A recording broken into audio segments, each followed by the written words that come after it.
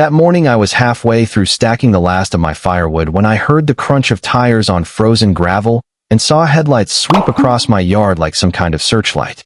At first I figured it was a delivery truck, maybe propane or a late Amazon order, but then I caught the logo slapped on the side of the SUV. Our homeowners association, bold as brass. And stepping out was Gloria, the queen of the subdivision, wrapped in fur trim and gripping a clipboard like she was about to hand me a court summons. She had that walk, you know the one, heels slipping on frost but chin lifted like she was marching into a board meeting. And I remember thinking, of course she'd show up at 6 in the morning on the coldest day of the year, when a blizzard was already on the radar, to try and tell me my firewood didn't belong to me. Now you gotta understand, this wasn't the first round with Gloria. The feud had been simmering for years. First she claimed my access road was shared. Then she tried to fine me because my fence ruined the neighborhood's view. When that didn't stick, she poked at my water rights. And when all else failed, she came after my firewood, claiming under some new HOA guidelines that anything considered stored energy was community property.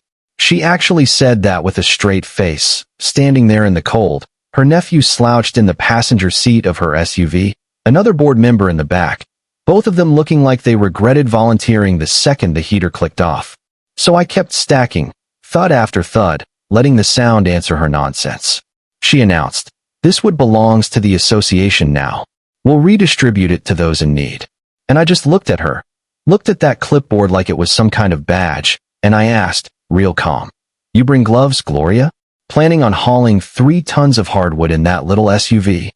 She ignored the jab, waved at her nephew to start snapping pictures like this was evidence gathering, and I slipped my hand into my coat pocket where the gate remote was sitting. One tap, and the steel bar dropped behind them with a quiet clunk. They didn't notice. Not yet. Here's the part she never knew. Under that woodpile, beneath the neat stack, I had a small geothermal vent system hidden, a project I'd been tinkering with for winters like this. The logs kept it disguised and insulated. If she'd tried to drag one piece away, she wouldn't just be stealing firewood. She'd be tampering with private energy equipment, a felony. That knowledge settled me. While she circled my pile like a vulture, pointing at this log and that, I knew I already had the upper hand. And then the storm hit. Big, wet flakes coming in sideways, wind cutting like knives. Perfect timing. Her nephew muttered something about the cold, tried to start the SUV heater again, and she barked at him to keep taking photos. I brushed the snow off my coat, walked inside, and set a kettle on the stove. From the monitor on my wall, I watched every angle, her tugging at the tarp, waving her arms, barking orders that nobody wanted to follow. The gate bar behind them was already frosting over, blending into the trees. She didn't realize she was locked in until the storm was in full swing. Inside, my cabin was warm, with stove glowing, geothermal vent humming. Outside, Gloria's SUV idled like a stranded ship. I sipped coffee and thought about the first time I met her, back when she tried to ban wood stoves altogether in favor of electric heat, claimed it was for air quality. Everyone knew it was about control. That memory made me laugh as I watched her stomp her heels into the snow, convinced she still had the upper hand. An hour passed, then 2. The nephew kept looking at my cabin like he wanted to bolt. The other board member had given up, slumped against the window with his breath fogging the glass. Gloria was relentless. She marched to the gate, tugged at the steel bar, turned back with that look of outrage, and shouted about bylaws like the storm gave a damn. The snow piled up around her tires, the SUV exhaust puffing weaker each minute. I decided to step outside, just to stir the pot. Grabbed a couple of logs from the smaller stack, carried them like it was nothing.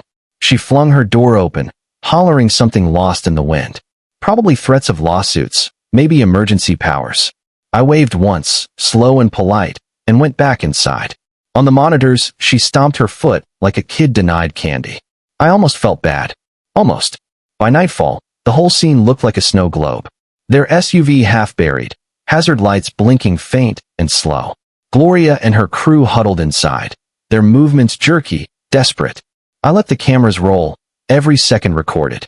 My woodpile was untouched, my cabin humming. And I thought to myself, this isn't vengeance, this is proof. Years of her trying to bully me, and now it was all caught on tape. The next morning, she tried again, stumbled out with her clipboard held like a sword, tugging at the tarp until snow dumped over her shoulders. Her nephew snapped at her. I could see it in the way he waved his arms, sick of the whole charade. That was the breaking point. I hit record manually, catching her pulling at my logs, her voice sharp in the wind, her hands red from cold. The evidence couldn't be clearer. Trespass, attempted theft, tampering. That was when I called the sheriff.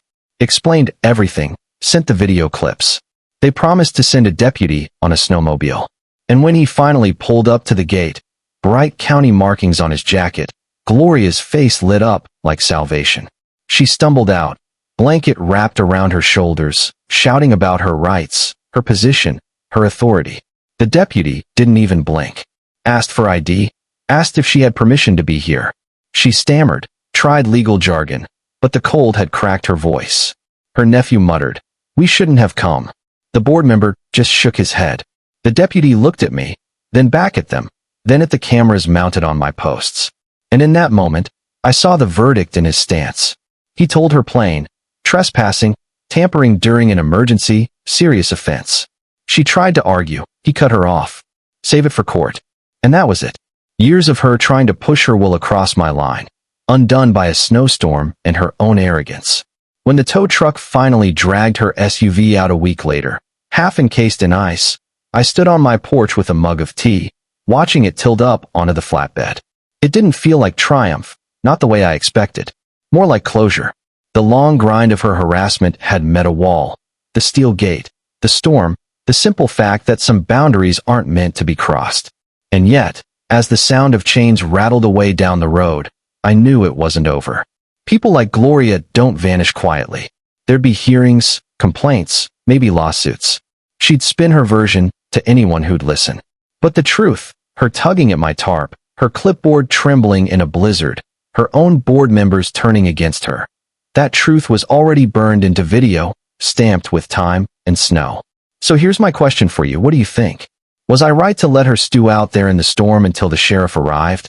Or should I have opened the gate and spared her the lesson? Do property rights outweigh community claims?